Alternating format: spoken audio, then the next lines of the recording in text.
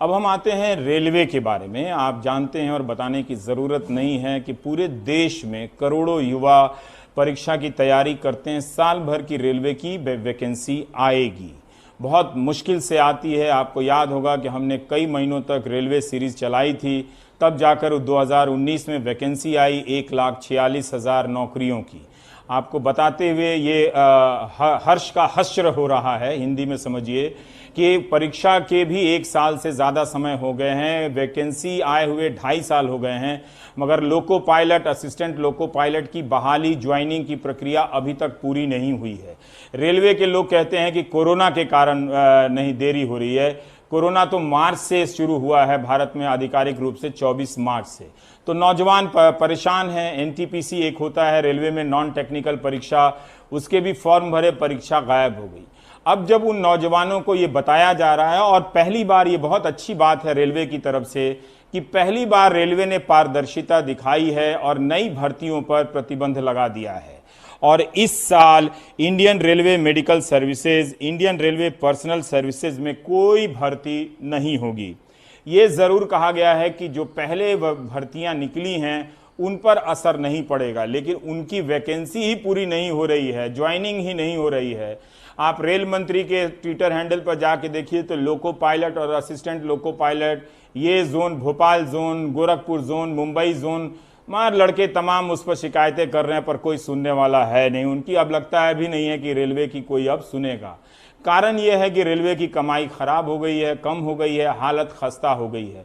वैसी नहीं है जैसे पीयूष गोयल के ट्विटर हैंडल पर रेलवे दिखती है चमकती हुई। वैसी ब्रांडिंग काश रेलवे भीतर से भी होती तो कल्याण हो जाता रेलवे का।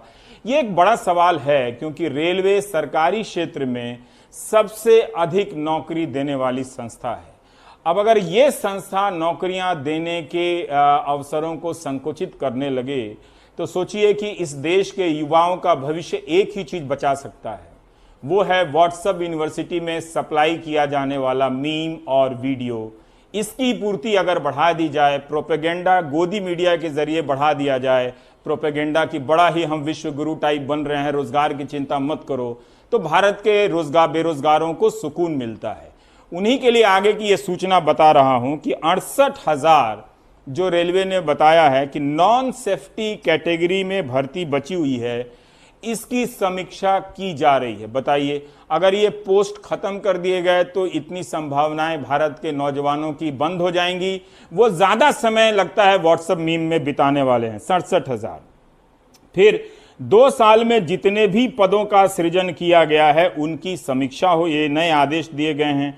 उन पर नई भर्तियां अगर नहीं हुई हैं, अगर 2 साल में पोस्ट क्रिएट हुआ है, बहुत लंबा समय लगता है पोस्ट क्रिएट करने में, अगर भर्ती नहीं हुई है तो उन पोस्ट को अब खत्म कर दिया जाएगा, रोक दिया जाएगा। कर्मचारियों के यात्रा भत्ते और दूसरे भत्ते में 50% तक कटौती होगी।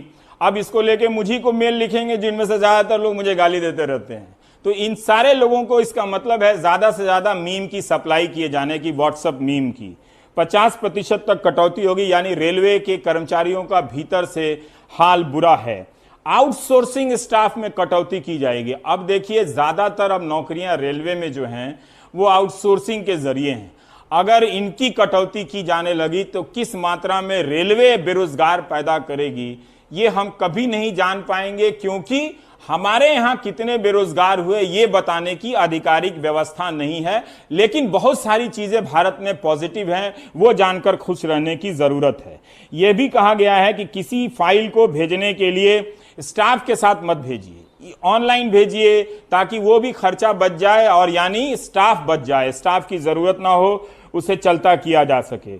और फर्नीचर, अतिरिक्त गाड़ियां, कंप्यूटर, प्रिंटर की खरीद ना हो। उद्घाटन कार्यक्रम ऑनलाइन करें ताकि खर्चा बचे। मनोरंजन, प्रचार, यात्रा, बैंकों को यात्रा जो है वो सब कम किया जाए, यानी प्रचार वगैरह पर विज्ञापन कम दिया जाए। इसका थोड़ा बुरा असर अखबारों पर ही पड़ जाता है, मीडिया का। टीवी में तो रेलवे का विज्ञापन कम ही आता है, तो अखबार वाले वैसे ही उनकी नौकरियां जा रही हैं पत्रकारों की, तो बहुत बुरा है। लेकिन प्रोपेगेंडा के कई तरह के तस्वीरें रोजाना लॉन्च हो रही हैं, तो आप मानसिक रूप से आप कभी खाली नहीं रहेंगे, आपको एकदम पौष्टिक ऊर्जा दी जाती रहेगी। और ये सुनिए रेलवे ने क्यों और क्या कहा इन कारणों के पीछे। हमारे पास जो वैकेंसी जो है अभी सेफ्टी कैटेगरी में है 1,53,000 और जो नॉन सेफ्टी कैटेगरी में है वो 1,37,000। तो रफली अराउंड 2.9 लाख 90 लाख जो है वैकेंसीज हमारे पास हैं, जिसमें से हमने सेफ्टी कैटेगरी की वैकेंसी जो नोटिफाई की हुई है अभी वो 72,274 ऑलरेडी कर चुके हैं। नॉन सेफ्टी कैटेगरी की हमने की है 68,366। So the total notified vacancies are 1,40,640। तो इसमें से जो अब आप जो नॉन सेफ्टी कैटेगरी वैकेंसीज बची वो उनमें से 68,000 एक रफली 68,000 जो है वैकेंसीज नॉन सेफ्टी कैटेगरी में बनती हैं। उनमें से जो आप लोगों के संज्ञान में कहा है कि हम लोगों ने अभी कहा है कि रेलवेज को कि आप अपनी सेफ्टी कैटेगरीज की वैकेंसीज एज इट इज आप भरिए, जो नॉन सेफ्टी कैटेगरीज की वैकेंसी है उनको आप रिव्यू करिए। अब ये बेरोजगार पूछेंगे कि विपक्ष कहां है। विपक्ष ट्वीट कर रहा है, वो उठा रहा है, लेकिन यही बेरोजगार विपक्ष को कौन पूछता है। तो बेरोजगारी का एक मुद्दा भारत में राजनीतिक रूप से समाप्त हो गया। वैसे कई राज्यों में है गंभीरता के साथ, लेकिन राजनीतिक रूप से समाप्त हो गया है। अगर आप कुछ वैचारिक नैरेटिव वाली राजनीति कर रहे हैं, कुछ तस्वीर वीडियो वाली, तो इस तरह के समस्याओं को आप गायब कर सकते हैं। हाल फिलहाल के चुनाव में ये साबित भी हुआ है, खासकर गोदी मीडिया के दौर में। ये बात मैं क्यों कहता हूं, बहुत बुरा भी लगता है कहने में, लेकिन ये सच्चाई है कि ये वो पब्लिक है जो पब्लिक नहीं है।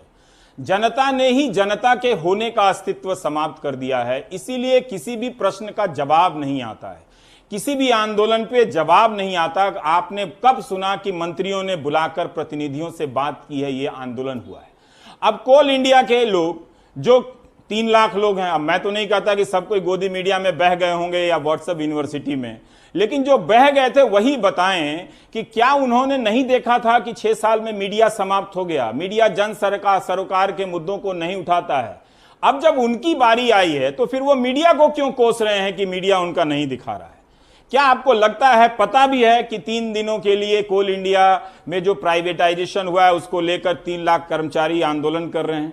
आपको कभी पता नहीं चलेगा। अब इन्हीं से पूछिए कि क्या इनको इस बात का फर्क पड़ता है कि सफूरा जरगर एक गर्भवती महिला के खिलाफ किस तरह से अन्याय हुआ, भीमा कोरेगांव केस में किस तरह से 2 साल का ट्रायल नहीं हुआ और एक नौजवान लड़के को उठाकर जेल में बंद कर दिया गया, सुधा भारद्वाज।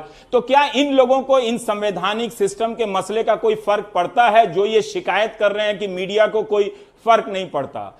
इसीलिए मैं कहता हूं कि ये पब्लिक है, ये वो पब्लिक है जो पब्लिक ही नहीं है। ये कोरबा छत्तीसगढ़ से आए वीडियो को आप देख लीजिए। मेरी बात वैसे 10 साल बाद समझ में आएगी, अभी नहीं, इसलिए चिंता मत कीजिए, चिल कीजिए।